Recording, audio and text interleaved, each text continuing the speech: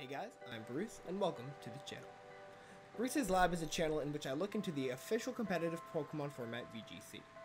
From the very basics, to which some of you may all know, to some of the super intricate details of Pokemon, abilities, and moves, which not many of you may know. Now, I'm mainly doing this to allow a source of information that is easily accessible and learnable by anyone, and to have a little fun as well. Now, with that being said, let's get right into the video.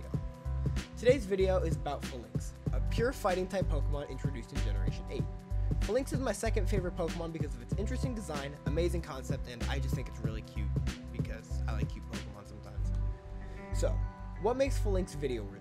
Well, Falinks is an interesting tech or use that I discovered while I was team building with it on stream the other day, and I figured I'd share it with you guys.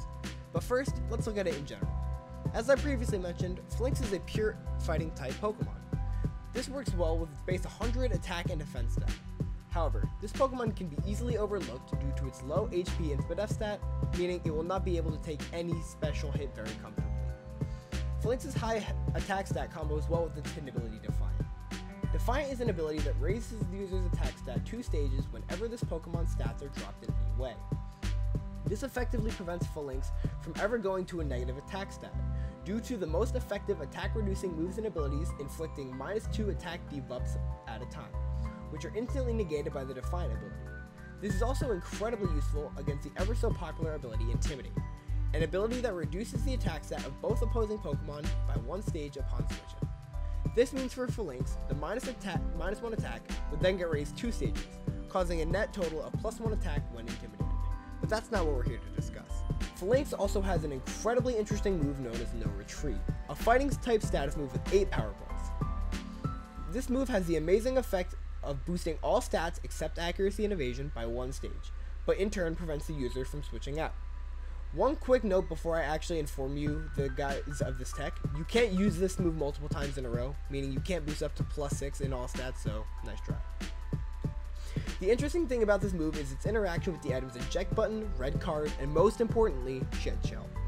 The Eject Button is an item that upon the holder being hit, switches the holder out of battle and consumes the item, meaning it can't be used again. The Red Card is a reverse Eject Button, switching the attacking Pokemon out while consuming this item. Just a note, the Red Card won't work on any Dynamax or Gigantamax Pokemon, and neither of these items will work if the Pokemon is hit with the move Knock Off while holding the item. Lastly, and most importantly, we have the Shed Shell. The Shed Shell is an infinite use item, allowing the holder to always switch out of battle. The word switch there is important. The interesting thing about these items is all 3 of these items can switch a Falinks out of battle even after it has used No Retreat. The Red Card is probably the most impractical of the 3, seeing almost no usage on any Pokemon due to its failure to work on Dynamaxes. The Eject Button is the best counter to Falinks, with Pokemon with the ability Prankster, giving +1 priority to all status moves, in combination with the moves Trick and Switcheroo, which swap the items between the user and the target. Pokemon such as Whimsicott and Sableye can effectively force out a Dynamax Pokemon by tricking it in Eject Button, and then attacking it with a Pokemon on the other side of the field. But most importantly, there's the Shed Shell.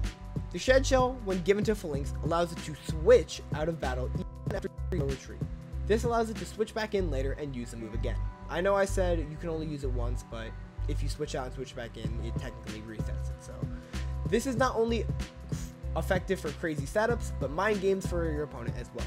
Now, the reason I say run, or the reason I say switch, is mainly because, well, the Pokemon, if you were to use this in a wild battle and use No Retreat with the Shed Shell, you wouldn't be able to run away. But that's not really practical for in-game, so you'll always be able to switch out if you were holding the Shed Shell. Now, is the sacrifice of an item for a free Omni boost worth it? In short, absolutely. To give an example of this, let's look at, my opinion, the best Pokemon in VGC of all time, Xerneas. For when it has been legal, Xerneas has almost exclusively held the item Power Herb, an item allowing all of the user's 2-turn moves, except Skydrop, to activate the turn they are used. This combo is extraordinarily well with Xerneas' signature move Geomancy, a 2-turn move that boosts the user's special attack, special defense, and speed, all by 2 stages. This concept can be applied to Falinks as well, although these Pokemon are nowhere near the level of comparison. So there you have it, a bit of information you probably didn't know and probably just learned. If you enjoyed the video, consider a like, and if you really enjoyed it, feel free to subscribe. Keep in mind I am new, and I'm not the best at this. I'm not the best at YouTube. So if you guys have enjoyed, like I said, feel free to do those things, and I'll see you guys later. Peace.